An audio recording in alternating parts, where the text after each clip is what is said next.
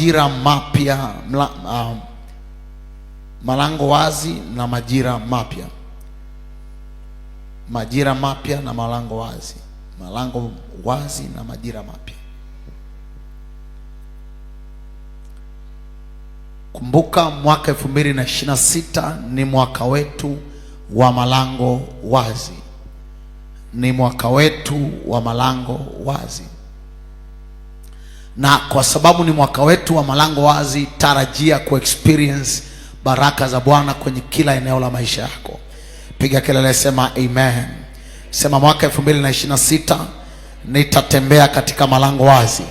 Sema tena, nitatembea katika malango wazi.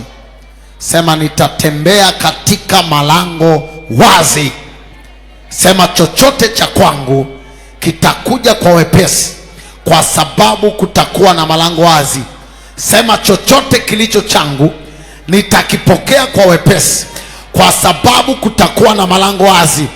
Paza sauti ya amen katika jina la Yesu. Mwaka 2026 chochote cha kwako kitaingia mikononi mwako katika jina la Yesu aliye hai. Nasema chochote cha kwako kitaingia mikononi mwako katika jina la Yesu aliye hai. Kabla sijaendelea mbali zaidi, tunaposema malango wazi, jambo la kwanza nilifundisha wiki iliyopita, lakini leo naongea vitu vipya tena. Unapozungumza malango wazi unamaanisha nini? Malango wazi inamaanisha fursa mpya. Malango wazi inamaanisha fursa mpya. When we are talking about the open doors, we are talking about the opportunities, new and significant opportunities. Tunazungumzia fursa mpya za maisha. Malango wazi inamaanisha fursa mpya za maisha. Malango wazi inamaanisha fursa mpya za maisha. Mwaka 2026 utapokea fursa mpya za maisha. Sema ninapokea fursa mpya za maisha. Sema ninapokea fursa mpya za maisha. Kuna watu mtapokea fursa mpya za maisha kwenye eneo la ndoa. Kuna watu utapokea fursa mpya kwenye biashara. Kuna watu utapokea fursa mpya kwenye huduma. Kuna watu utapokea fursa mpya kwenye ofisi yako. Sema ninapokea fursa mpya katika jina la Yesu Kristo. Sema ninapokea fursa mpya. Nikisema urudie neno nyuma yangu, urudie nyuma yangu. Amen. Can we preach together? Can we preach together? Amen. Ninapozungumza malango wazi namba 2, ninazungumzia mipenyo mipya ya kiroho. Nazungumzia mipenyo mipya ya kiroho. Mwaka 2026 utaona mipenyo mipya ya kiroho. Mwaka 2026 utaona mipenyo mipya ya kiroho. Mahali ulipokuwa mwaka jana hautakuwa tena mwaka huu katika jina la Yesu. Sema mwaka 2026 nitapenya kwenda kwenye viwango vipya. Sema mwaka 2026 nitapenya kwenda kwenye viwango vipya. Sema nitapenya kwenda kwenye viwango vipya. Sema sitakuwa pale pale. Sema sitakuwa pale pale. Sema nitakwenda kwenye viwango vipya. Sema nitakwenda kwenye viwango vipya. Sema hata kama milango itakuwa imefungwa, sema kutatokea mipenyo kwa ajili yangu. Sema kutatokea mipenyo kwa ajili yangu. Sema hapana chochote kitakachonizuia. Sema nitapenya katika jina la Yesu aliye hai. Sema nitapenya katika jina la Yesu aliye hai. Sema mahali alipozuiwa baba sitazuiwa mimi. Sema mahali alipozuiwa mama sitazuiwa mimi. Sema mahali walipozuiwa ndugu zangu, sema mimi sitazuiwa. Sema ninapenya katika jina la Yesu. Sema ninapenya katika jina la Yesu. Sema nitajinyonyoa manyoya kama vile tai. Sema nitapokea mbawa mpya. Sema nitapaa kwenda kwenye anga jipya. Sema nitapaa kwenda kwenye anga jipya. Sema mwaka 2026 watu watanitazama juu sana katika jina la Yesu aliye hai. Paza sauti ya amen katika jina la Yesu. Yeyote ambaye anapokea malango mapya anapokea mipenyo mipya. Na ukipokea malango mapya na mipenyo mipya hautabaki kawaida. Mwaka 2026 hautabaki kawaida. World Shakers hautabaki kawaida. Nasema World Shakers hautabaki kawaida. World Shakers hautabaki kawaida. Kama jirani yako atabaki kawaida, wewe hautabaki kawaida. Nasema wewe hautabaki kawaida kwa jina la Yesu. Nasema wewe uliye single, mwaka huu ndo mwaka wako wa kuvaa shela. Nasema wewe uliye single, huu ndo mwaka wa kuvaa suti kwa jina la Yesu. Nasema utapenya kwa jina la Yesu aliye hai. Jambo la tatu, ninapozungumzia open doors au malango wazi, ninazungumzia kibali kipya, divine access or divine favor. Ninapozungumzia malango wazi, ninazungumzia kibali. Yeyote aliye na kibali anatembea kifua mbele wakati wengine wanakataliwa. Mwaka 2026 utakuwa unatembea kifua mbele katika jina la Yesu. Nasema utakuwa unatembea kifua mbele katika jina la Yesu. Huu ni mwaka ambao utaona mambo yanakufungukia kwa sababu kibali kitakuwa juu yako. Nasema kibali kitakuwa juu yako. Nasema kibali kitakuwa juu yako. Miezi michache ijayo mahali hapa patakuwa hapatotoshi. Na hapata tutosha kwa sababu kibali kitakuwa juu yako. So make sure next time, miezi michache ijayo utakuwa unang'ang'ania siti ya kukaa hapa. Nasema tena, utakuwa unang'ang'ania siti ya kukaa hapa. Jitahidi, make sure una nafasi yako mapema. Narudia tena, hakikisha una nafasi yako mapema. Wewe ambaye ulikuwa mzembe au hujakaa kwenye idara yoyote, tafuta idara ya kujibana hapo, kwa sababu kuna watu watakuja hapa watakupita na tutakusahau, tutakuwa hatukujui. Unanielewa ninachoongea? Bwana Yesu asifiwe. Bwana Yesu asifiwe. Kwa sababu kutakuwa na kibali kipya mahali hapa. Paza sauti ya amen. Paza sauti ya amen. Siku ya leo nataka nizungumzie milango wazi na majira mapya. Kwenye kila mlango wazi kuna majira mapya ya mtu. Kwenye kila mlango wazi kuna majira mapya ya mtu. Tuende kwenye kitabu cha Isaya 22 mstari wa 21 na 22. Mwanzo sura, naomba Biblia yangu hapo. Mwanzo sura ya 22 mstari wa 21 na mstari wa 22.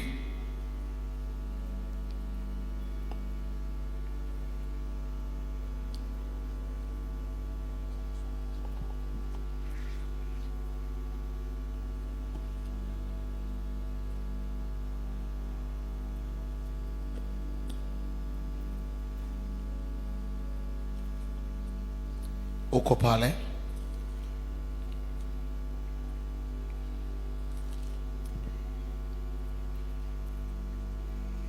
Mungu ni baba yenu, nasi tu watoto wake. Tuko pale mstari wa 21. Maandiko yanasema, nami nitamvika vazi lako, nitamtia nguvu kwa mshipi wako, nami nitamkabidhi yeye mamlaka yako, naye atakuwa baba kwa wenyeji wa Yerusalemu, atakuwa baba kwa wenyeji wa World Shakers. Paza sauti, sema amen. Sema atakuwa baba kwetu. Sema tena, atakuwa baba kwetu. Atakuwa baba kwa wenyeji wa Yerusalemu na kwa nyumba ya Yuda. Mstari wa 22. Na ufunguo wa nyumba ya Daudi nitaweka begani mwake, yeye atafungua wala hapana atakayefunga, naye atafunga wala hapana atakayefungua. Mstari wa 22 nitaurudia. Anasema, na ufunguo wa nyumba ya Daudi nitaweka begani mwake. Nitaweka begani mwake. Siku ya mwaka mpya nikawafundisha nikasema, maandiko yanaposema ufunguo wa nyumba ya Daudi utakuwa begani mwake, maana yake utakuwa kwa nani? Maana yake huo ufunguo utakuwa nani? Kwa nani? Nisikie kelele kama kuna mtu alielewa. Nasema hivi, ufunguo huo utakuwa kwa nani? Unajua kuna mtu anaongea kama ananisikilizia hivi. Utakuwa kwangu. Kwangu. Ongea kama unajua. Na ufunguo wa nyumba ya Daudi nitauweka begani mwake. Yeye atafungua wala hapana atakayefunga. Naye atafungua wala hapana atakayefungua. Ufunguo utakuwa begani mwako. Paza sauti ya amen. Paza sauti ya amen. Mungu amekusudia mwaka 2026 kutengeneza majira mapya kwenye maisha yako. Na kwa sababu Mungu anataka tengeneze majira mapya kwenye maisha yako, jambo la kwanza ambalo analifanya, anakupa access kwenye mlango. Anakupa access kwenye mlango. Ili Mungu akupeleke kwenye majira mapya, anakupa mamlaka kuweza kumiliki mlango. Yeyote ambaye Mungu anataka mbarikie mwaka 2026, moja ya jambo ambalo atalifanya, Mungu atampa mamlaka juu ya milango. Mungu atakupa mamlaka juu ya milango. Na ili uwe na mamlaka kwenye mlango, lazima Mungu afanye jambo moja. Lazima Mungu cha kwanza akupe ufunguo. Ili uwe na mamlaka kwenye mlango wa ndoa, lazima Mungu akupe ufunguo wa mlango wa ndoa. That's why kuna mtu anaweza akaanza mahusiano yale yasiishie ndoa. Kwa nini yasiishie ndoa? Kwa sababu hana ufunguo wa mlango wa ndoa. Kuwa na mahusiano sio kuwa na ufunguo wa ndoa. Amen. Kufungua duka sio kuwa na ufunguo wa biashara. Kwa hiyo kuna mtu anaweza akafungua ofisi na asiwe na ufunguo wa hiyo ofisi. Na ndio maana funguo za ofisi kuna mtu huaga nazo. Anatunza funguo za ofisi. Maana yake yeye ndio anayefungua na yeye ndiye anayefunga. Kuwa na sura nzuri na kuwa mrembo haimaanishi una ufunguo wa ndoa. Na ndio maana tunao warembo wengi wenye sura nzuri lakini hawana access na ndoa nzuri. Na ndio maana kuna mtu unaweza kukuta ameolewa ana sura nzuri lakini kesho akafukuzwa. Kwa nini anafukuzwa? Kwa sababu hana ufunguo wa ndoa nzuri. Kuna mtu anaweza akaanza chuo lakini asiwe na ufunguo wa kumaliza. Na ndio maana kuna watu wana disco. Kuna mtu toka ameanza chuo yeye ana carry tu. Amemaliza wenzake wamaliza chuo yeye ana carry over. Maana yake hana ufunguo wa kumaliza lakini alikuwa na uwezo wa kwanza. Hapa ndio ninachoongea. Najaribu kuwa na taratibu, at least uanze kuwa na picha ya kitu gani nakizungumza. Kwa Mungu anatarajia akupe malango mapya yatakayo kuingiza kwenye majira mapya. Kwa unaweza ukaanza kazi lakini usiwe na majira mapya. Umenielewa ninachoongea? Unaweza ukaingia kwenye ndoa na ukatoka kwenye ndoa, manake majira yako yamekataliwa. Mwaka 2026 Mungu atakupa mlango. Na sio tu kwamba atakupa mlango, lakini huo mlango utakuwa ni signature ya Mungu ya kukuingiza majira mapya. Nasema itakuwa ni alama kwenye maisha yako ya Mungu kukuingiza kwenye majira mapya. Na nasema mwaka 2026 ninakusukuma kuingia kwenye majira mapya katika jina la Yesu aliye hai. Nasema ninakusukuma kuingia kwenye majira mapya katika jina la Yesu aliye hai. Yeyote ambaye anaiamini sauti hii ya kinabii kwa ajili ya maisha yake, ingia kwenye majira mapya katika jina la Yesu aliye hai.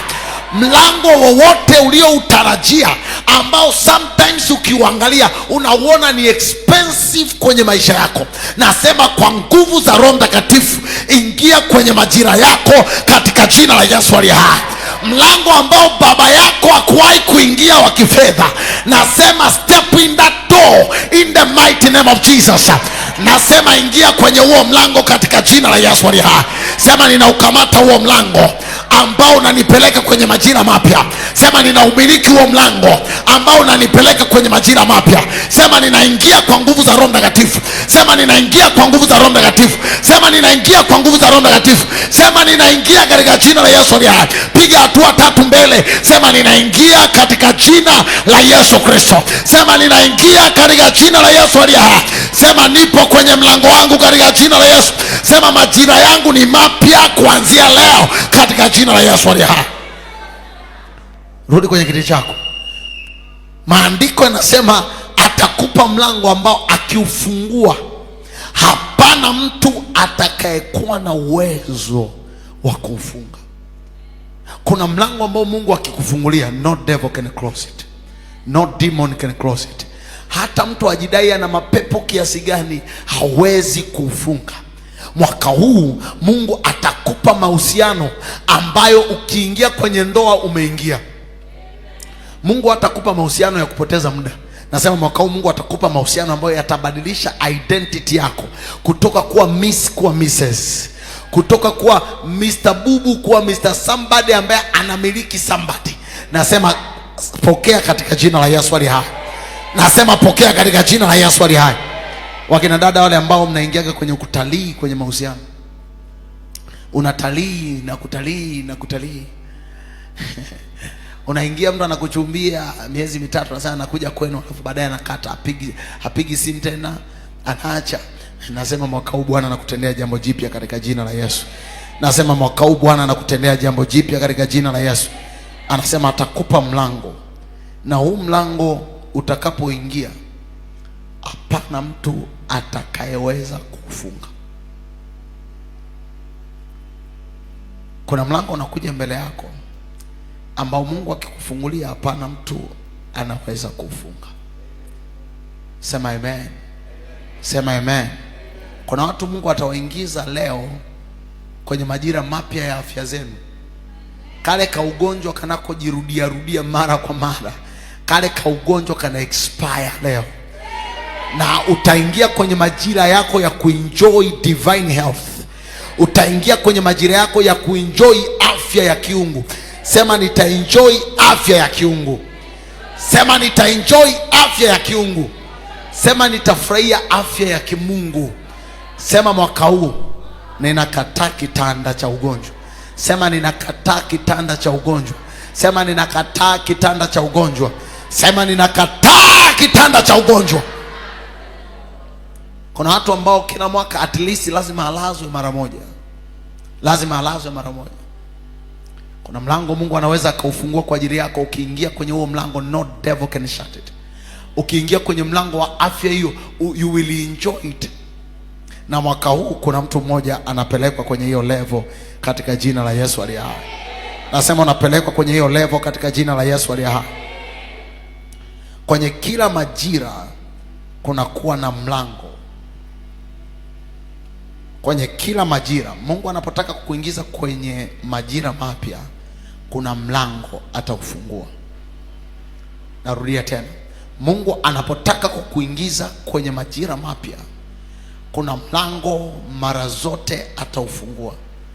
Na huo mlango anaoufungua inawezekana ukawa ni mlango utakao kutambulisha. Utakuwa ni mlango unaokutambulisha. Tunajifunza habari za Yusufu. Yusufu wakati anauzwa na ndugu zake. Ndugu zake wakati wamemchukia wakamtupa kwenye shimo. Alipomtupa kwenye shimo, maandiko yanasema wakawa wanapita pale watu wa Misri wanaenda. Maandiko yanasema walipofika pale wakasimama wakauziwa Yusufu. Ndugu zake wakati wanamuuza Yusufu walijua wanamuuza akawe mtumwa. Lakini ule ulikuwa ni wakati wa kwanza kabisa wa Yusufu mlango wake kufunguliwa wa kuelekea hatima yake.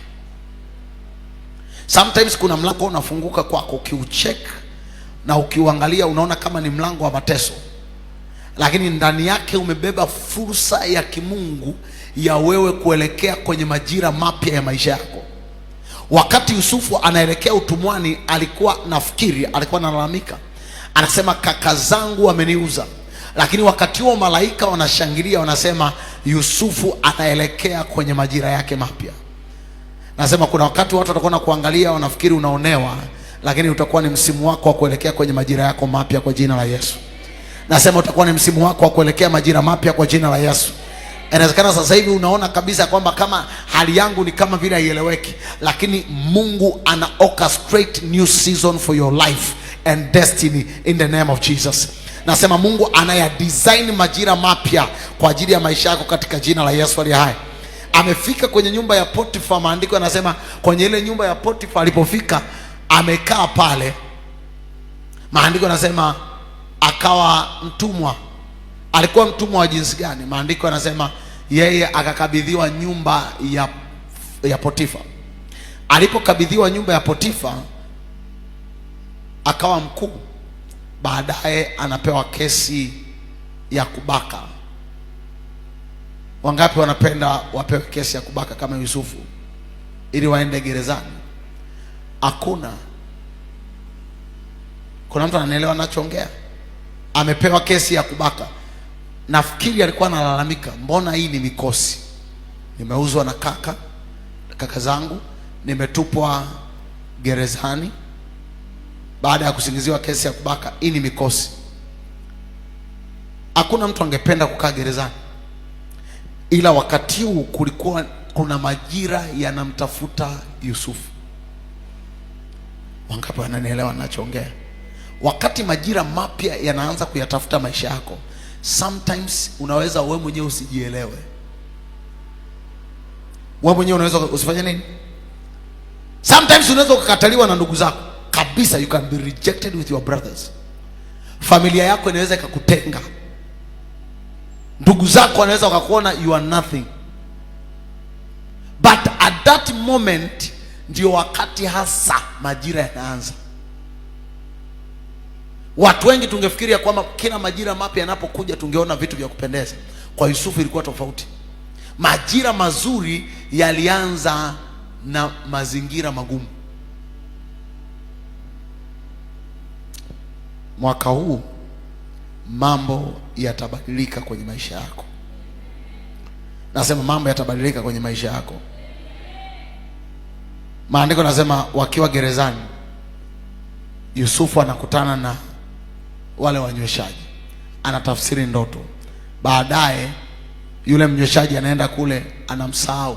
Inapita maandiko yanasema ikapita miaka 2 mizima, akamsahau nani? Akamsahau Yusufu. So sometimes you can be forgotten with your brothers. You can be forgotten with your loved ones. Kuna watu ambao wanakupenda wanaweza wakakusahau. Wanaweza wakakusahau kabisa kabisa. Lakini haimaanisha kwamba Mungu amekusahau. Haimaanisha kwamba Mungu hakuoni. Sometimes kuna watu Mungu inabidi nyinyi mtengwe kabisa na ndugu wa aina fulani ili Mungu awabariki. Mmenielewa ninachoongea? Yes, kuna watu ambao lazima mtengwe kwanza na ndugu. Kwa sababu unawategemea sana ndugu zako wakupe fedha. Sasa Mungu hataki utukufu kushare na ndugu zako. Inabidi akutenge na ndugu zako. Kwa nini anakutenga na ndugu zako? Kwa sababu kuna mahali Mungu anataka kupeleke. Kuna majira anataka yasukume kwenye maisha yako. Maandiko yanasema Yusufu ametengwa na ndugu zake. Ametengwa na Potifa. Yupo gerezani, hakuna mtu anayemjua. Kule gerezani Yusufu anakutana na mlango wake wa kuwa kiongozi wa nchi. Kuna mtu ananielewa ninachoongea? Mara nyingi milango ya kimungu inazaa majira mapya. Andika, milango ya kimungu huzaa majira mapya. Kila mlango wa kimungu unazaa majira mapya. Kila mlango wa kimungu unazaa majira mapya. Every divine door give birth to new seasons. Kila mlango wa kimungu unazaa majira mapya. Kuna watu ambao Mungu akiwafungulia mlango wa elimu, huo mlango wa elimu unaweza ukazaa majira mapya. Sometimes mlango utakaozaa majira mapya kwenye maisha yako sio mlango wa elimu. Inawezekana ni mlango wako wa ndoa. Kuna mtu anaelewa ninachoongea? That's why you must be very sensitive with the kind of marriage ambao unaweza kuingia. Unanielewa ninachoongea? Na ndio maana kila mtu unayemuoa au unayeolewa naye anakuzalia majira mapya. Unanielewa ninachoongea? Hayo majira yanaweza yakawa ya uchungu au majira ya baraka. Inategemeana na aina ya mtu unayeoa au kuolewa naye. So kuna mlango unapokuwa unafunguka, huo mlango unapofunguka unakusukuma kwenye majira mapya. Asubuhi ya leo unapaswa umwombe Mungu. Sometimes unaweza ukaingia mahusiano, hayo mahusiano unayoingia yanakupa majira mapya, na hayo majira mapya ni majira ya machozi. You begin to cry, unaanza kulia. Kuna watu toka umeingia mahusiano fulani, every day you are crying, every day you are crying. Why are you crying? Kwa sababu umeingia kwenye mahusiano ambayo yanakuumiza. Umeelewa ninachoongea? Kwa sababu umeingia kwenye mahusiano yanayofanya nini? Yanakuumiza. So kuna aina ya mahusiano yanazaa aina fulani ya majira mapya. Narudia tena, kuna aina ya mahusiano yanazaa majira mapya. Check aina ya mahusiano ulionayo. Ngeukie jirani yako, mwambie check aina ya mahusiano ulionayo. Mwambie tena check aina ya mahusiano ulionayo. Mwambie tena check aina ya mahusiano ulionayo. Kuna watu wengine wakianza kazi mpya, majira mapya yanazaliwa. Pale ndipo ambapo anakutana na watu wanaomconnect na watu na level mpya ya hatima. Anaingia ofisini, anakuwa promoted. Zile ndoto alizokuwa nazo kwenye maisha zinaanza kutimia baada ya kuingia kazini. Unisikilize vizuri. Kwenye kila eneo ambalo unatamani kuliingia, ambalo hujawahi kuliingia, make sure you pray. Hakikisha unaomba. Kwa nini uhakikisha unaomba? Kwa sababu kila unapoingia kwenye mlango mpya, huo mlango una kazi ya kuzaa majira mapya. Kuna watu Mungu anawachelewesha kwenye ndoa makusudi, kwa sababu hamjajiandaa bado. Kwa sababu endapo huo mlango ukifunguka, kuna watu inawezekana mkamwacha Mungu, mkaacha ibada.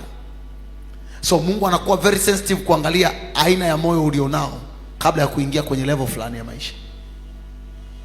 Imagine mtu akiingia tu kwenye mahusiano, boyfriend wake akimwambia usiende kanisani, haendi kanisani.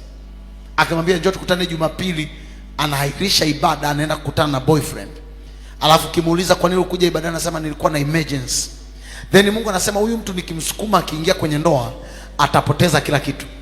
Kwa hiyo kitu bora ambacho Mungu anaweza kukifanya kwa ajili ya huyo mtu, anachokifanya ni nini? Anazuia hayo mahusiano. Unakuta ghafla yule kijana alikuwa anakupenda, saa hiyo hiyo anakuacha. Kwa nini anakuacha? Anakuacha kwa sababu moja, kwa sababu kama akiendelea na wewe kwenye mahusiano, hayo mahusiano hayakupeleki kokote. Wangapi wanaelewa ninachoongea? Wangapi wanaelewa ninachoongea? So ndo utakuta kadada kanalia, oh, unajua mimi nimeachwa, unajua mimi nimeachwa. Then Mungu anafurahi, anasema at least at this time ameachwa. Alafu anaanza kuwa mwaminifu kuja kanisani. Baba niombee, baba niombee. Anaposema baba niombee, Mungu anasema huu ndo wakati. Wangapi wanaelewa ninachoongea? Kuna watu wakianza kazi anasahau ibada, anaacha kabisa ibada. Niko busy. Then Mungu anachokifanya anamdondosha. Kwa sababu gani? Kuna mlango ulimfungukia, ule mlango wa kumletea manufaa. Ule mlango ulivunja mahusiano yake na Mungu. So anachokifanya Mungu, anaufunga mlango ili akuingize kwenye level nyingine. So kuna aina ya milango huwa Mungu anaifunga. Kwa nini anaifunga? Anaifunga ili akulinde. Wangapi wamenielewa ninachoongea? Wangapi wamenielewa ninachoongea? So even in your prayer, unapokuwa unaomba, sometimes unatakiwa umwambie Mungu, Mungu, mlango wote ambao utanifanya nikuache mara baada ya kuingia, ufunge mbele yangu. Close it. Rafiki yoyote ambaye utamleta kwenye maisha yangu ambaye atakuwa sababu ya mimi kuachana na wewe, Mungu huyo rafiki muondoe. So kuna aina ya marafiki lazima utengane nao kabisa. Why? Kwa sababu the more you come closer to them, unapozidi kuwa karibu nao, ndivyo ambavyo unazidi kuwa distant na Mungu. Kuna mlango wa marafiki ukifunguka, unajikuta wewe mwenyewe unazidi kumpenda Mungu. The more you love God, unajikuta pendo lako na Mungu linazidi kuongezeka. Wangapi wanaelewa ninachoongea? Na ninamwomba Mungu kwa ajili yako, kwa ajili ya mwaka 2026, Mungu akufungulie mlango ambao utakuwa sababu ya wewe kuwa addicted na yeye. Huo mlango ambao utakufanya uzidi kumpenda yeye, uzidi kuwa na mahaba na Yesu, uzidi kuwa na mahaba na Roho Mtakatifu, uzidi kuwa na mahaba na maisha ya maombi. Paza sauti ya amen kwa jina la Yesu. Paza sauti ya amen kwa jina la Yesu. Na tumesoma kwenye kitabu kile cha Isaya 22. Kuna kitu pale ndani kuoneshe. Anazungumzia ufunguo wa Daudi. Na ufunguo anasema nitaweka begani mwako. Ufunguo nitaweka begani mwako, pale mstari wa 22.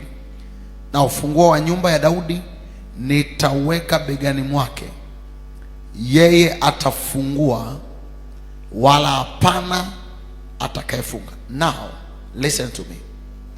Kwenye kila majira mapya Mungu atakupa ufunguo, na akikupa ufunguo, anayefungua hayo majira anakuwa ni Mungu mwenyewe. Usikie vizuri.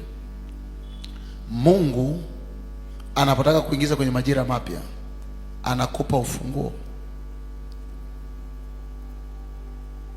Ufunguo anakupa access kwenye majira mapya.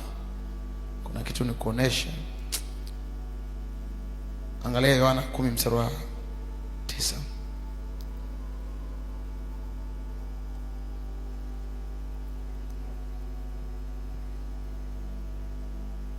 Yohana 10 mstari wa 9.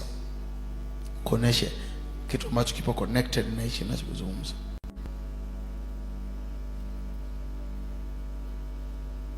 Alafu andika pia na Ufunuo 3 mstari wa 7.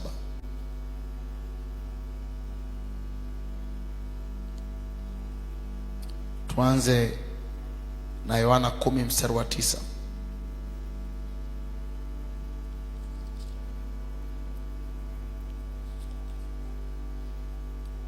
Yohana 10 mstari wa 9.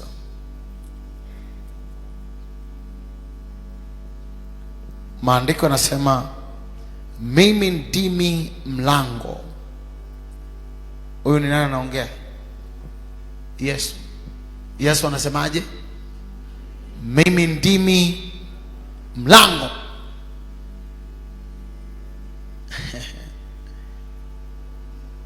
Alafu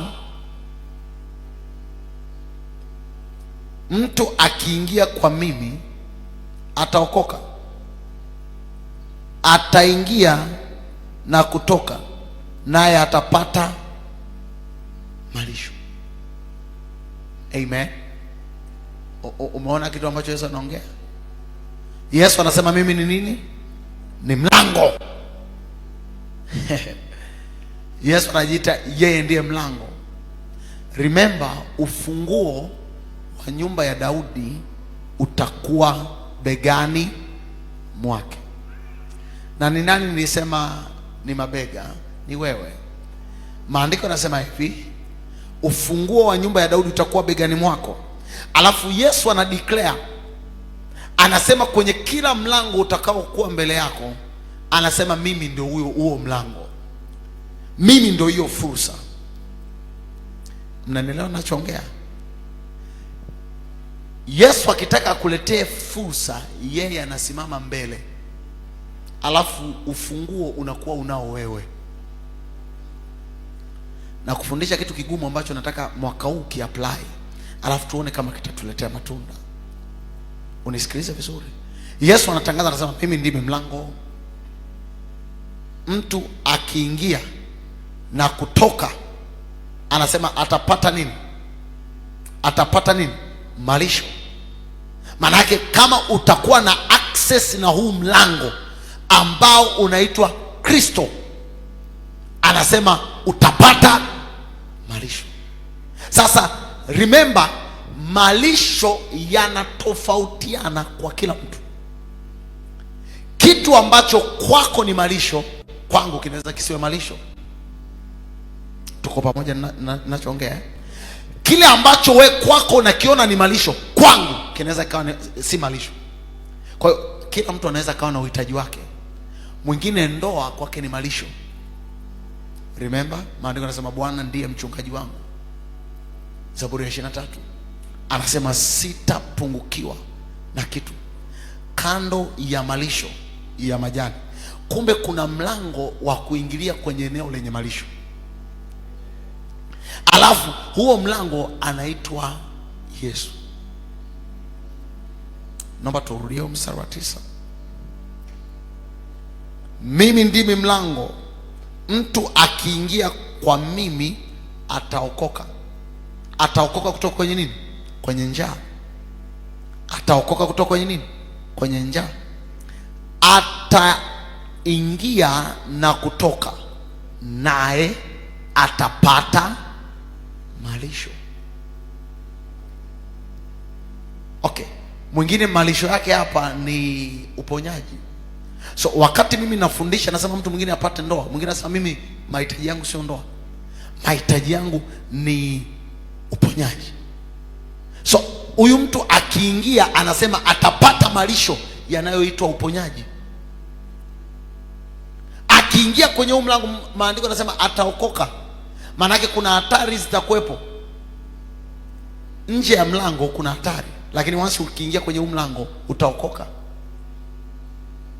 So majira mapya yanaanzia wakati umepata kile unachokitaka ambacho kinaitwa malisho. Majira mapya yanaanzia mahali ambapo umeingia sasa kwenye mlango na ukapata malisho. Ukipata malisho, yale malisho yanageuka kuwa majira yako mapya.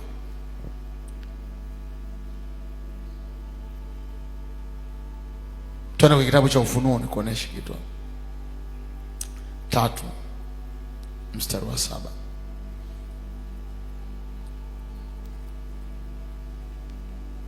Yesu ndiye mlango.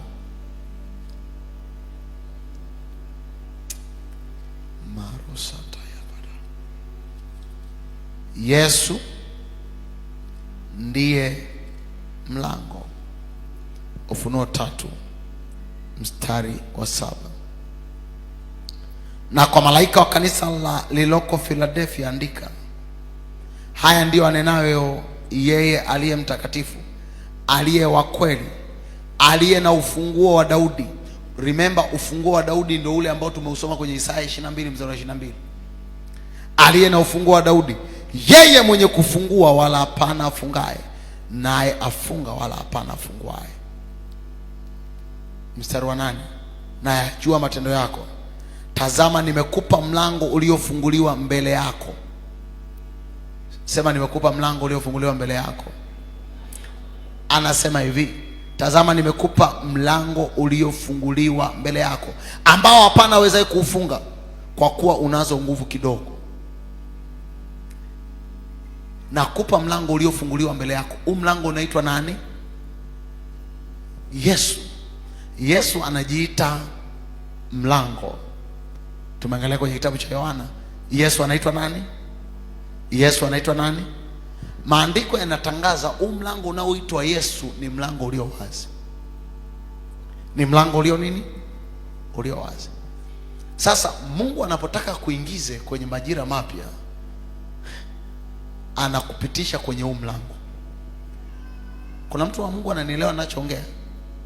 Nataka kichwani kwako kiondoke kile kitu unachokisema mlango ni kitu fulani. Mfano, ukisema mlango ni mtu, huyo mtu kama ndani yake hayuko Yesu, huyo mtu hawezi kuwa mlango. Wangapi wanaelewa ninachoongea? Kama ukienda kwenye biashara, hiyo biashara asipokuwepo Yesu haiwezi kuwa mlango awe kuwa tajiri. Hujai kuona kuna mlango, mtu anapata mlango wa biashara, alipoingia kwenye hiyo biashara akaanza kupata pressure? Maana yake ulikuwa ni mlango ambao unapitisha mauti. Maana yake kama ni mlango unaopitisha mauti, maana yake Kristo yuko ndani yake. Remember, Yesu ambaye ni mlango anajiita, anasema mimi ni uzima. So Yesu kama yeye ni uzima, hawezi akakaa mahali penye mauti. Kama Yesu atakupa ndoa ambayo inaishi, maana yake Yesu yuko ndani. Kama akikupa ndoa ambayo baada ya muda utaanza kugombana, Yesu hayuko ndani. Maana yake huo ulikuwa sio mlango wa kuingia. Umeelewa ninachoongea? Chochote ambacho kina rangi nzuri lakini kinakufanya uwe na pressure, sio mlango wa kimungu, hata kama kinapendeza. Kama mahusiano yako na mtu fulani maarufu yatasababisha uwe na pressure, hayo mahusiano hayakufai. Yesu hayuko humo ndani. Umeelewa ninachoongea? Na maandiko yanasema hivi, pamoja na kwamba Yesu yeye ndiye mlango, anasema lakini ufunguo utakuwa begani. Maana yake mwenye mamlaka juu ya mlango ni wewe, hata kama Yesu yeye ndio huyo mlango. Nyewe watu wa Mungu, mmenielewa?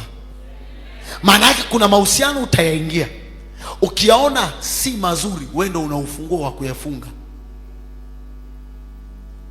Maana yake wewe ndio una uwezo kusema hapana. Kuna biashara utaanza kufanya, utaona hii biashara hainipeleki ninakotaka, wewe ndio una uwezo wa kusema hii biashara hapana. Maana yake Yesu yuko mbinguni ameketi, anasubiria wewe useme hapana. Kuna mtu anaelewa ninachoongea? Kuna mtu anaelewa ninachoongea?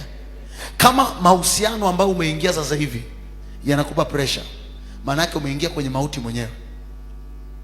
Wewe ndio una ule ufunguo kusema haya mahusiano nayafungia. Huu ufunguo utakuwa begani mwako. Sema ufunguo utakuwa begani mwangu. Na mabega huyo ni nani? Sema mimi ndo mabega. Yesu ni kichwa na mimi ni mabega. Wewe ni mwili wa Kristo. Si unaitwa mwili wa Kristo? Wangapi wamenelewa ninachoongea? Nilishawafundisha hiki kitu. Okay, right. Kama kuna watu walikuwa hapo. Wewe ni kichwa, Yesu ni kichwa, sisi ni mwili. Mabega ni nini? Alafu maandiko yanasema na huu funguo wa nyumba ya Daudi utakuwa wapi? Okay, kwa mfano kwenye familia zetu, familia yako, angalia familia yako. Kuna kitu ukipendi? Kuna kitu ukipendi kwenye familia yako? Nisikie kama kuna mtu kuna kitu akipendi kwenye familia yake. Kuna kitu upendi? Amen. Now, listen. Maandiko yanasema ameweka ufunguo kwenye mabega yako. Wewe ukifungua, hapana mtu anayeweza kufanya nini?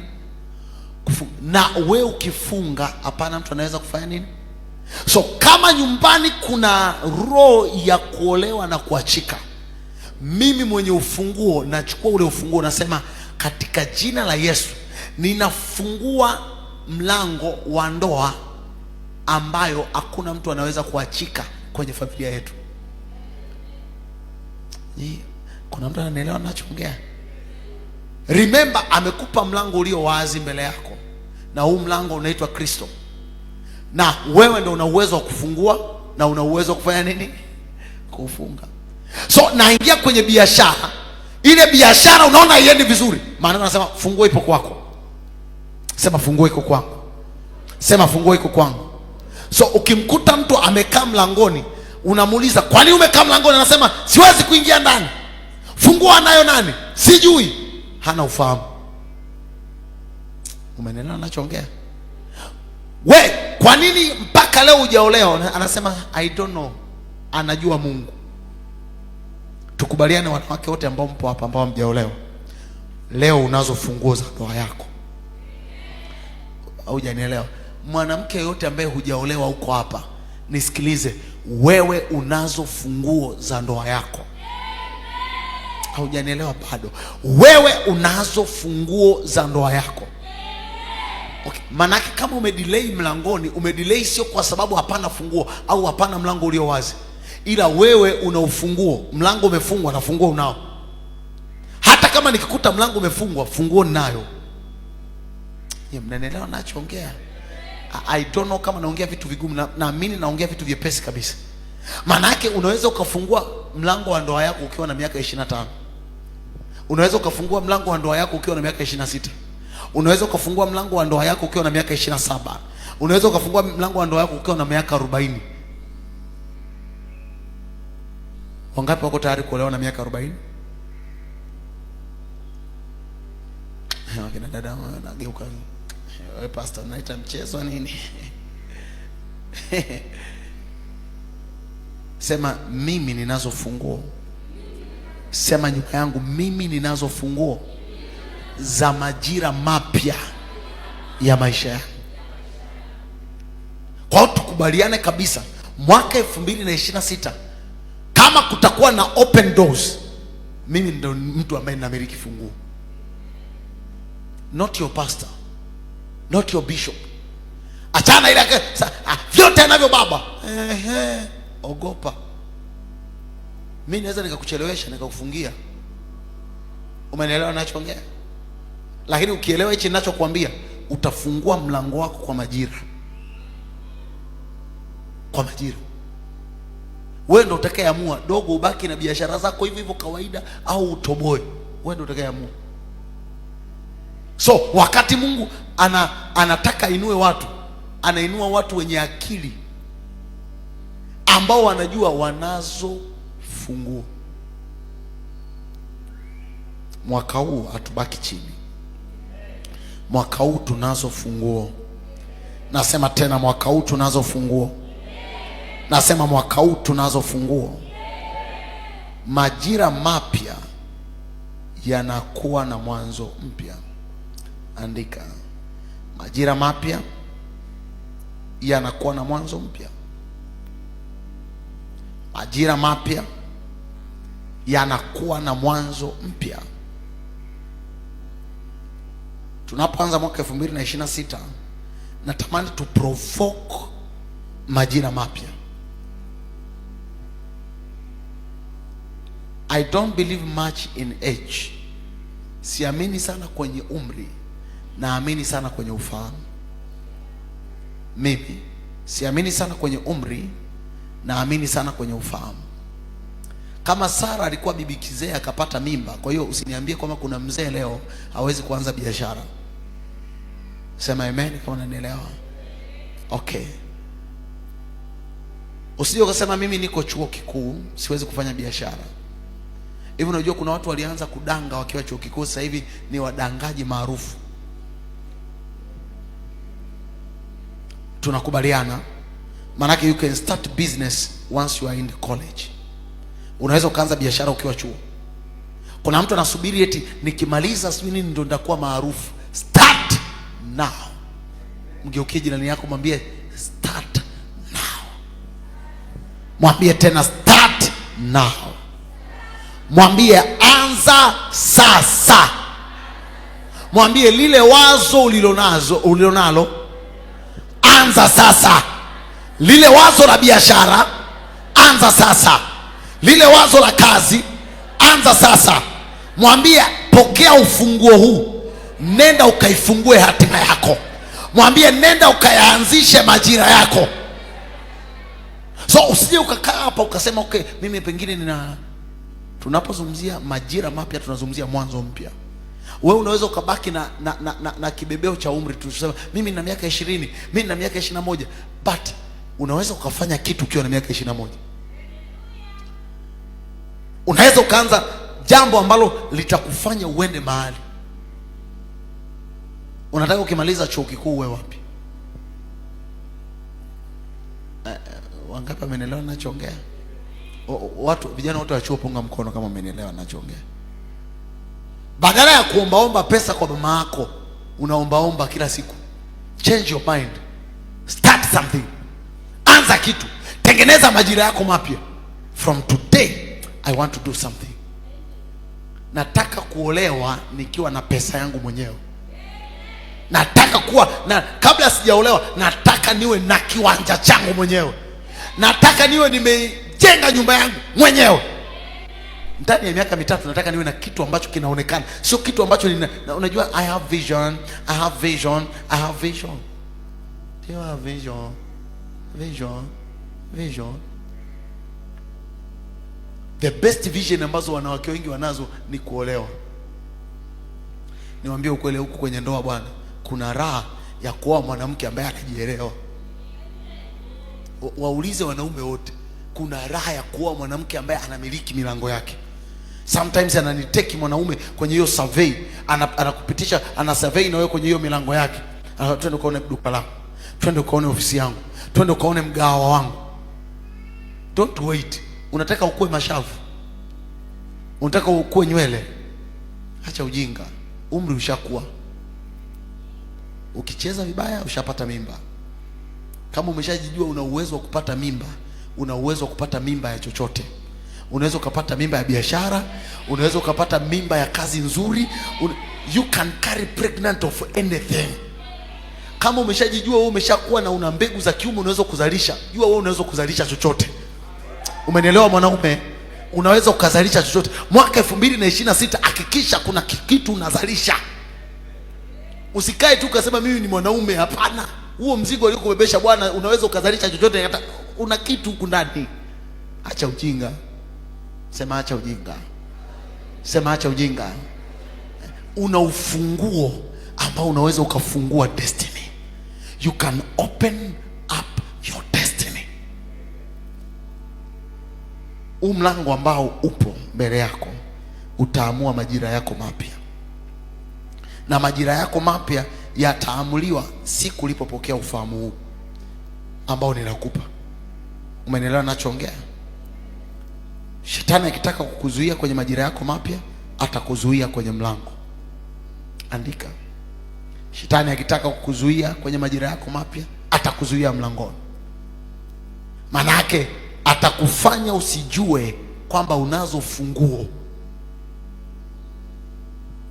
Atakufanya uwe mbumbumbu, ujione kama uwe mjinga. Ujione kama 50,000 ni hela ndogo sana, uweze kuanza biashara. Shetani anakuzuia hapo, anakuambia 50,000 ni ndogo. Uweze kuanza biashara.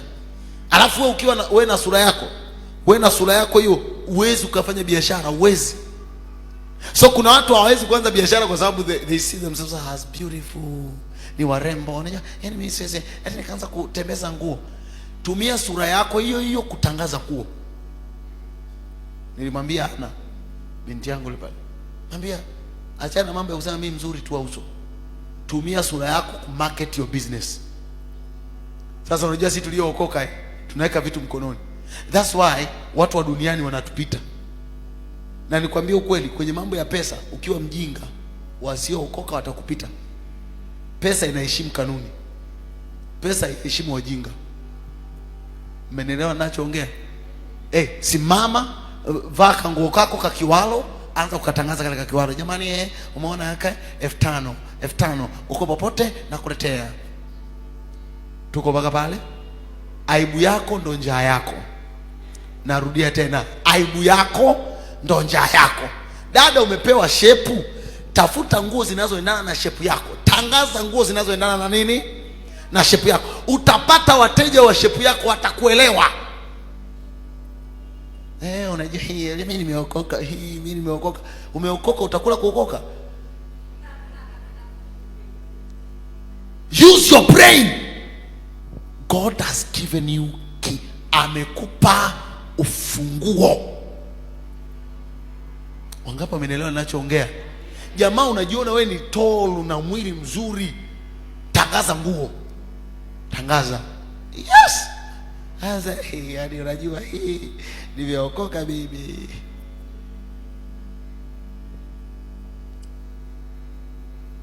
You know, wewe una ufunguo. Mgeukie jirani yako, mwambie wewe una ufunguo wa maisha yako. Mwambie tena, wewe una ufunguo wa maisha yako.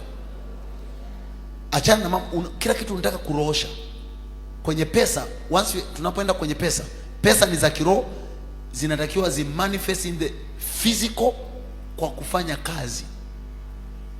Kwa mlango mfano wa kuelekea kwenye kazi unakuhitaji wewe uchukue hatua, wewe ndio mwenye ufunguo. Mlango wa kuelekea ndoa, nisikilizeni wanawake wote ambao hamjaolewa leo, nataka niwape akili.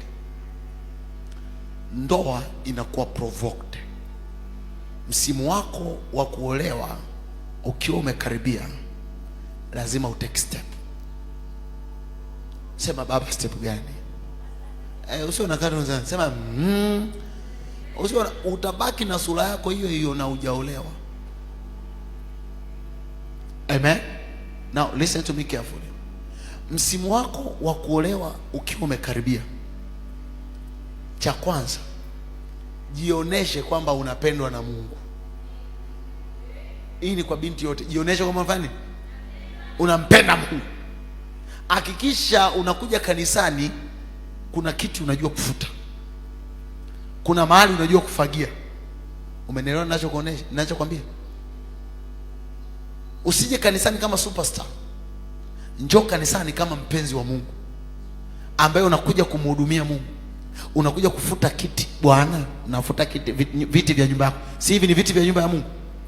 Hivi kuna baba yoyote ambaye mtoto wake anafanya kazi kwenye nyumba yake, yupo anafanya kazi kwa bidii, alafu huyo mtoto asimpe zawadi? Nyie mnanielewa ninachoongea? Kuna binti bado hajanielewa. Hii ni nyumba ya baba yako, si ndio? Kama nyumba ya baba yako hii, panga vitu vya nyumba ya baba yako. Ukiona kuna uchafu sebuleni, panga vitu. Ukiona kuna makopo kuna uchafu huko, panga vitu. Umenielewa dada? Huu ni msimu wako wa kuolewa. Unajua Ruthi, msimu wako wa kuolewa ulipofika, unajua Naomi alimwambia nini? Nenda kule shambani kaokote. Kulikuwa na jamaa linalomiliki lile shamba. Kila siku likipita pale, yule ni nani? Yule binti ni nani? Wangapi wananielewa? Hata kama una kimo kifupi, come at church, osha viti, fanya usafi, be married first to the house of God. Kabla hujaolewa na mume wako, olewa kwanza na nyumba ya. Ukiolewa na nyumba ya Mungu kama Ruthi anaenda pale anakokoteza shambani, anakokoteza shambani, mabaki yaliyobaki shambani ilikuwa ni kusafisha shamba. Who is this woman? So every day Mungu atakuwa anajiuliza swali moja, who is this woman? Oya, tuko pamoja? Mabinti tuko pamoja? Hapo target yako, nataka niolewe nikiwa na miaka 25, 26. Jambo la kwanza ninalolifanya, lazima kwanza niolewe na nyumba ya Mungu. So hauji hapa unajua nakuja tu kwa sababu tumeletewa gari. No, Jumamosi mimi niko hapa, siimbi praise, mimi ni mfanya usafi kanisani. Wewe unafikiri aliyekufutia kiti hicho ni nani? Aliyekufutia kiti hicho wewe ni nani? Na urembo wako wewe, aliyekufutia kiti hicho ni nani? Ngeukie jirani yako muulize, wewe ndio uliyefutia kiti? Akujibu. Afu mwambie, kama amesema sio mimi, mwambie tuamke. Binti, mwambie tuamke. Nimesema muulize, acha uongo. Uliza, amekujibuje? Mwambie amka. Sehemu ya kwanza ni kwenye nyumba ya Bwana. Be married to the house of God. Be lover of God. Usije hapa kama wewe ndo ninja wa kanisa, unakuja unatokea no. Don't be like that. Amen. Pamoja na urembo wako wote, watu wao wanajiuliza, yule mrembo anayefuta viti ni nani? Umeelewa ninachoongea? Namba 2, penda ibada. Penda nini? Ibada. Muda wa ibada, acha kujibana kwenye kiti. Dada, unakuja hapa wewe ndio unajidai kama Piga makofi. Changamkia kucheza cheza mbele ya mfalme. Binti Herodia alipocheza mbele ya mfalme, baadaye baba yake aliye mfalme Herode akamuuliza, nikupe nini hata nusu ya ufalme? Jipitishe pitishe mbele ya baba yako. Dance before your father. Unajiona wewe mzuri una nini wewe? Kama una shape wewe ni mnene, shape mbele nyuma, Bwana amekubariki. Itumie hiyo shape kufanya Yesu atukuzwe. Worship him. Praise him. Muda wa kucheza cheza, at least ukiwa unatoka kanisani uwe ndo mahali pekee ambapo unatokaga jasho na unanuka kwapa. Ni wapi ambapo unatoaga jasho? Ni wapi? Ni wapi? Mgeukie jirani yako muulize, ni wapi unapotokaga jasho? Unakuja hapo unajidai wewe mrembo. Cheza Luka. Eti mimi ndo Luka. Hakuna goli linalofungwa kwa kufanya. Watu wako serious ujue. Piga kelele, sema amen kama unanielewa. Make sure unakuwa kama binti Herodia. Maandiko yanasema binti Herodia alicheza. Yaani I believe Herodia alitumia kiungo chake chote. Yaani hiki kilifanya kazi. Unajua hivi vigumu lakini cha kwako unakielewa. Mtu anasimama kama muhindi. Unajua hata muhindi wenyewe na wenyewe anafanyaga hivi. Bwana hapa sio sabato, niwaambie ukweli. Sabato wenyewe siku hizi wameamua step line. Sio sabato ya zamani. Tunayo hamu kurudi nyumbani. Siku hizi wamechangamka. Katoliki zenyewe siku hizi sio kama zamani. Tumejua umema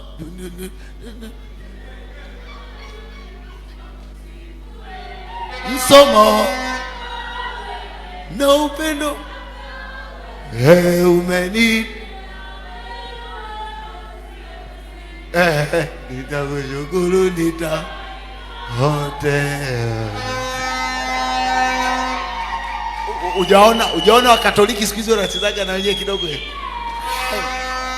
Kumekucha. Umeelewa ninachoongea? Muonyeshe Bwana wako, not a man. Come to the house of God. Dance. Praise him. Napendaga Wini akiwa kanisani hapa na Mage kidogo nanitiaga moyo siku moja. Wangapi wanamnaga Wini akiwa anacheza? At least na Kamage kanajitahidi. Akiwa huku chini anachezaga sana kuliko akiwa huku, si eti? Sasa okay, now jitahidi kujionesha. Wewe hujui kucheza wewe? Hujui kucheza? Kila mtu anayecheza mbele ya mfalme anavikwa sura nzuri ya binti mfalme. Automatically watu wakikuangalia hivyo wataanza kukupenda. Sasa huyu dada ni nani? Napendaga cheko lake wakati anamsifu Mungu. Napendaga tabasamu lake wakati automatically favor inakuja juu yako. Remember, kinachofanya mwanamke aolewe sio uzuri, ni kibali. Na ndio maana maandiko yanasema hivi, apataye mke apata kitu chema, naye ajipatia kibali. So the best thing that you find in the presence of God as a woman is favor. Nyewe wanawake mnanielewa ninachoongea? Kitu bora ambacho mwanamke anakipata kwenye uwepo wa Mungu ni nini? Kibali. So if you miss favor, you miss a husband. Kwa unaweza ukapata mwanaume ile mwanaume akakuchezea kwa sababu akikuangalia anakuona ni mwanamke wa kuchezea, sio mwanamke kibali wa kuoa. Nimeelewa ninachoongea? Jambo la pili nimekuambia, once unakuja kanisani, mfanyie Mungu ibada. Tafuta muda wa kumfanyia Mungu ibada. Tafuta muda wa kumfanyia Mungu nini? Namba 3, waheshimu akina kaka. Acha dharau. Waheshimu akina kaka, acha nini? Ukiona kaka Jose anaingia kanisani, mwambie kaka Jose, karibu. At least niwaambie tafuta hata ushemasi, uwe shemasi. Sometimes uwezi jua unamkaribisha nani, kumbe unampokea mume wako. Karibu kiti. Karibu kaka Jose. Kaka Jose, tabasamu nzito. Pokea wakina kaka vizuri. Mnajua Ruth alivyokuwa anakaa vizuri akimwona Boaz. Eti mke wangu alikuwa ananuna eti. Mpaka dada alienda kukaa kwenye miguu. Alikuwa na mikao ambayo inasema nimebarikiwa, mimi ni mke. Amen. Kuna watu mna majibu mabaya wa dada, yani mna majibu mabaya utazani hamjapiga mswaki mwaka mzima. Kuna mtu ukimwona sura yake na majibu yake hawaendani. Hawaendani. Respect these people. Hata kama sio mume wako, respect the person. Yes, uwezi ukajua nani kesho. Kuna watu akimpenda akiona anaona anampenda kaka fulani, akiwa anamtaka kaka fulani, anadharau wengine wote, anampenda yule kaka. Alafu siku yule kaka akimwacha, ndio anaanza kurudi, jamani naona kama siku hizi amnisalimii. Endelea kumsalimia basi kaka Inyasi mwenyewe peke yake. Endelea kumsalimia kaka Inyasi. Jitahidi ishi na kaka Inyasi vizuri, wakati huo na kaka Israeli vizuri, na kaka Jose vizuri. Mpira ukihamia kwa Jose, basi unaendelea kusakata vizuri tu na mambo yanakuwa yamenyoka. Paza sauti sema amen. Paza sauti sema amen. Respect these brothers. Mungu akupi usichokiheshimu.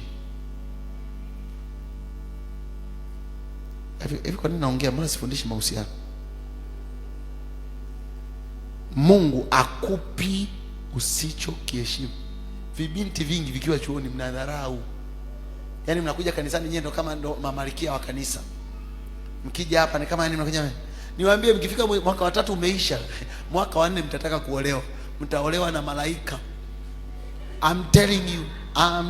That's why watu wengi wakimalizaga chuo hawaolewagi hapo.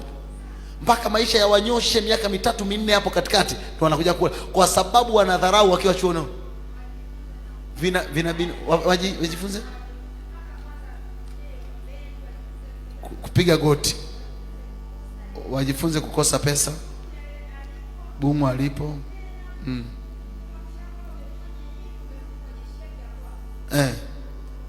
Umeona mpaka pale. Sasa kwa nini tusianze kubendi mapema? The heri to rise, the heri to shine. The heri to rise, the heri to... Nikwambie wewe ambaye una mpango wa kuwa na familia na vitoto vyako vizuri mapema, sasa hivi kuwa wife material. Ukiwa chuo, fanya mambo kama mwanamke ambaye unajiandaa kuwa na familia. Be such kind of a woman. Mabinti ambao wanamwamini Mungu kwa ndoa nzuri za mapema, paza sauti ya amen. Humu ndani hatuchelewi, sisi hatuchelewi, tumeshajua hatuchelewi. Wewe na roho yako ya giza kusema bibi nasubiri tafute hela, tafuta mama. Sisi hatuna shida, tafuta. Ili niwaambie huko maisha kuna raha kutafuta hela mkiwa wawili. Muulize mke wangu. Paza sauti ya amen. Ana amecheka. Ana nazisaka. Ana, Mungu akubariki. Mwaka huu nitatangaza uchumba wako kwa jina la Yesu.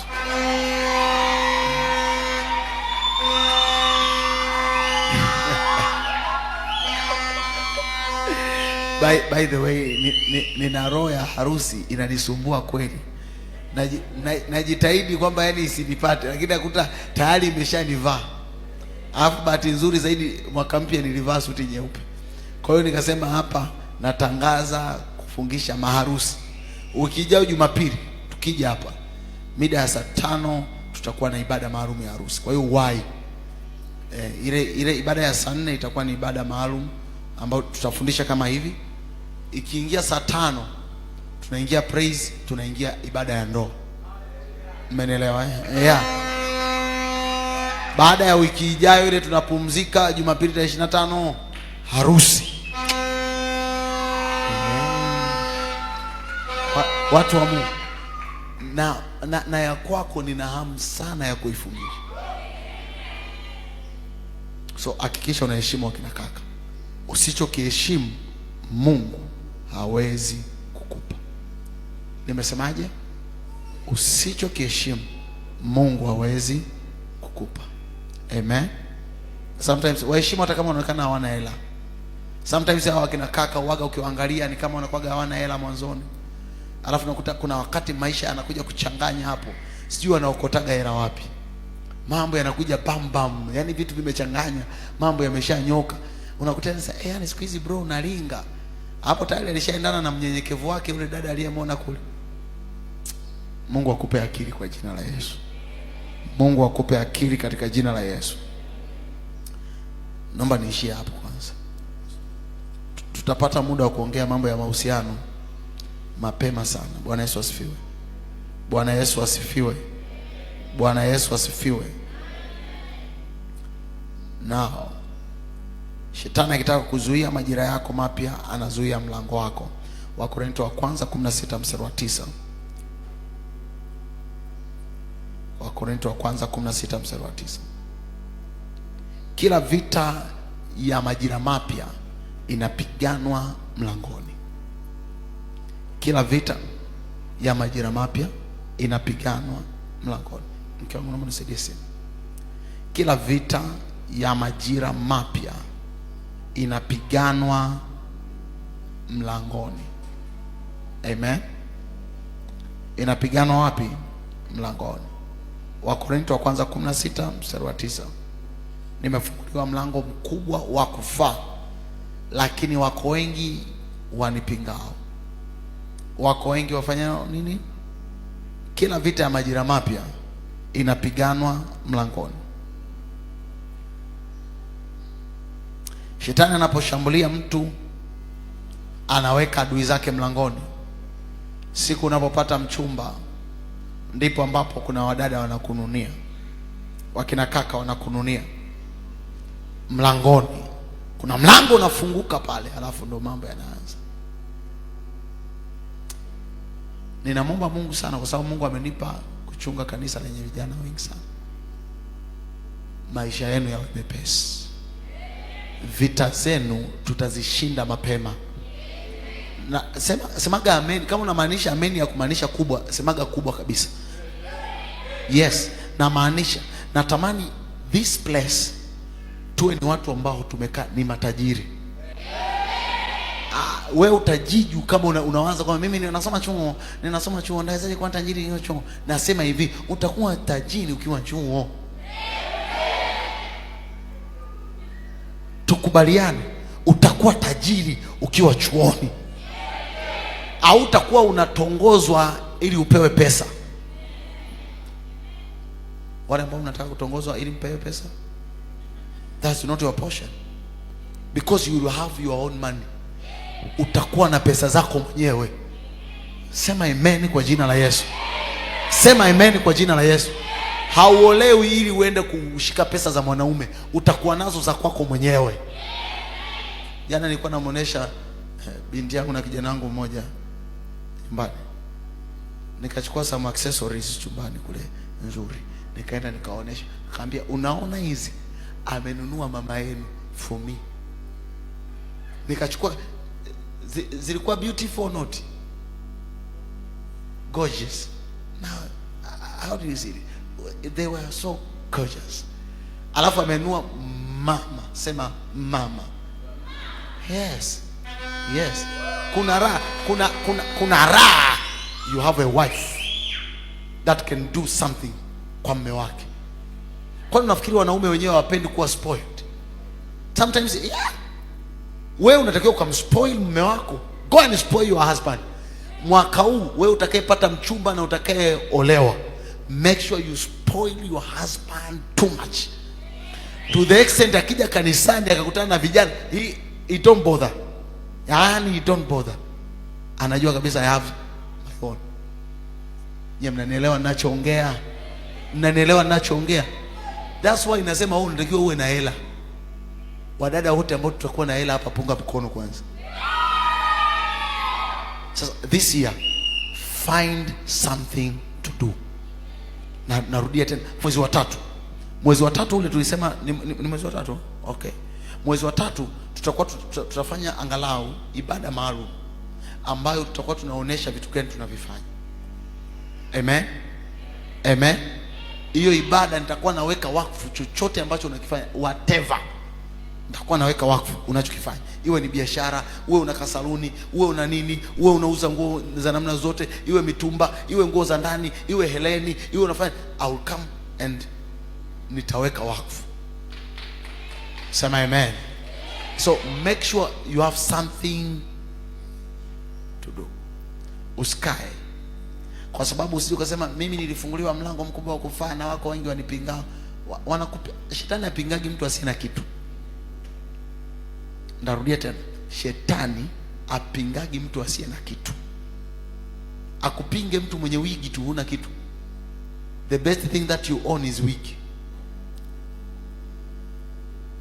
Kitu bora unachokimiliki ni nini? Sema mwaka 2026 nitamiliki biashara yangu ya maana. Sema nitamiliki biashara yangu ya maana. Sema nitamiliki biashara yangu ya maana. Sema sitamiliki sura, nitamiliki biashara, nitamiliki fedha katika jina la Yesu. Sema milango ya maana funguka. Sema funguka. Sema milango ya watu wa maana funguka mwaka huu. Sema mfunguka mwaka huu. Sema majira yangu mapya yanakuja mwaka huu. Sema Yesu uliye mlango mwaka huu, ninakuomba ufunguke kwangu, ufunguke kwangu katika jina la Yesu aliye hai. Simama mahali ulipo, anza kutangaza majira yako mapya siku ya leo. Kila mmoja tangaza majira yako mapya ambayo yanakuja. Kuna watu Bwana anaenda kuwafungulia milango isiyo ya kawaida 2026. Mwambie Bwana asante kwa ajili ya malango mapya ambayo yanaenda kutokea mwaka 2026. Mwambie Bwana asante kwa ajili ya neema, asante kwa ajili ya upendeleo. Piga kelele mbele za Bwana, mwambie Bwana asante. Mwambie Yesu nakushukuru kwa sababu ya malango mapya yanayokuja. Asante kwa ajili ya malango mapya. Tazama nimekupa mlango uliofunguliwa mbele yako ambao hapana awezaye kufunga. Mwambie Bwana asante kwa ajili ya mlango ulio wazi mbele yangu. Asante kwa ajili ya mlango wa biashara. Asante kwa ajili ya mlango wa ndoa. Asante kwa ajili ya mlango wa academics ambao uko mbele yangu. Thank you for this open door. Shakata baladaba. Kuna milango inafunguka mbele yako. Kuna mahali ambapo ulikuwa unatamani kufika mwaka 2026. Mwambie Bwana asante kwa sababu ndani yangu ninaona kuna milango inafunguka. Asante Adonai, asante Adonai, asante Elohima, asante Elishadai. Hapaza sauti yako na uombe, hapaza sauti yako na uombe, hapaza sauti yako na uombe. Harata kabaya daba.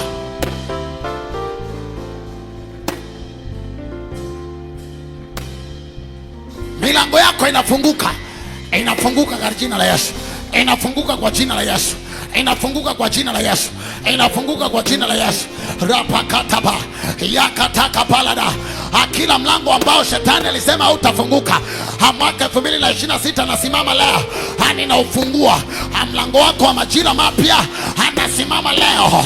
Arataka baladaba ikataka bradaba yantaka bradaba yakataka baladaba rapakataka balakataka brakataka pa hekataka brada palada hekataka brana manta labasa rapakata yana labasa. Hiyo milango ifunguke siku ya leo.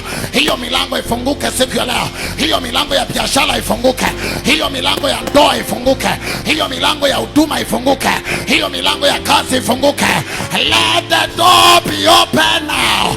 Hashakatabaya hekatalapala helapakatayaba. Haijalishi hakuna hata mtu mmoja nyumbani ambaye aliwahi kuwa na fedha, anasema wewe utakuwa wa kwanza hakuwa na fedha. Hashakatakaba hatakabradaba hekatakaba. This door must be open now. Must be open now. Inafunguka leo, inafunguka leo, inafunguka leo. Ashakatabaya. Yeyote ambaye anafunga milango yako ya biashara, anafunga milango yako ya kazi, anafunga milango yako ya ndoa, harapakata. Yeyote aliyekalia mbele haya mlango wako anapasuka, anaondolewa leo in the mighty name of Jesus. Ayakata ondoka kwa jina la Yesu. Ayaka bradaba, lile wazo la biashara ambalo ulikuwa nalo, ambalo linatakiwa likuingize kwenye majira mapya, hilo wazo linatembea leo, linapata nguvu, linapata nguvu. Apokea mtaji wa kwanza, hilo wazo la biashara, apokea mtaji wa kwanza, hilo wazo la hiyo kazi. Arakatakaba, apokea pesa, apokea pesa. Ayaka bradaba, kuna watu ambao unawahitaji waende kukusaidia, waende kukusaidia kukupeleka kwenye next level.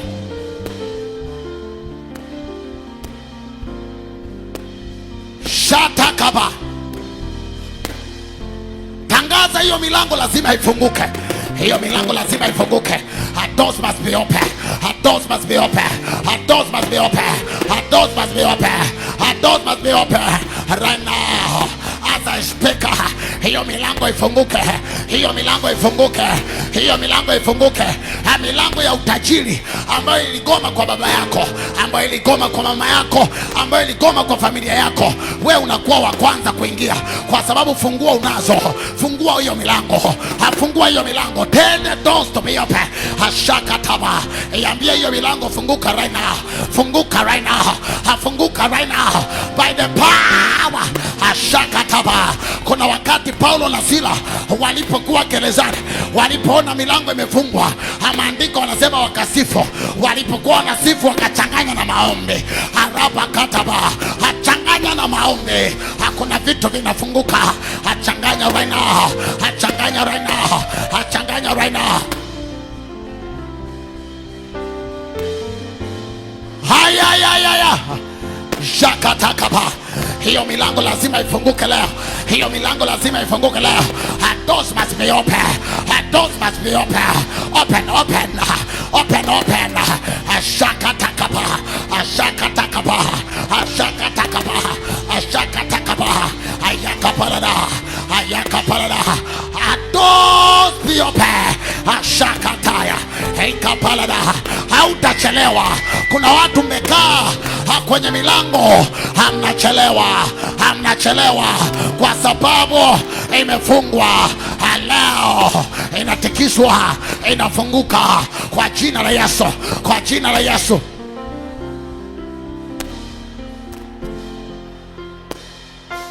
Hey, shakapalada, shakapalada, rapakatabalade, Jakatalia parados, Ranta Kapalias, Radeke Zikataba, Jakata Branta Kapo, Jalika Paradapa, Yakabrada Katapa, Yakatalia Paria, Jakatalabaya, Hekatanamantai, Rosa Katakapai, Rata Kapayana Laba, Hekata Kabradaba, Ashakatakata, Hekatakata, Hekatakata,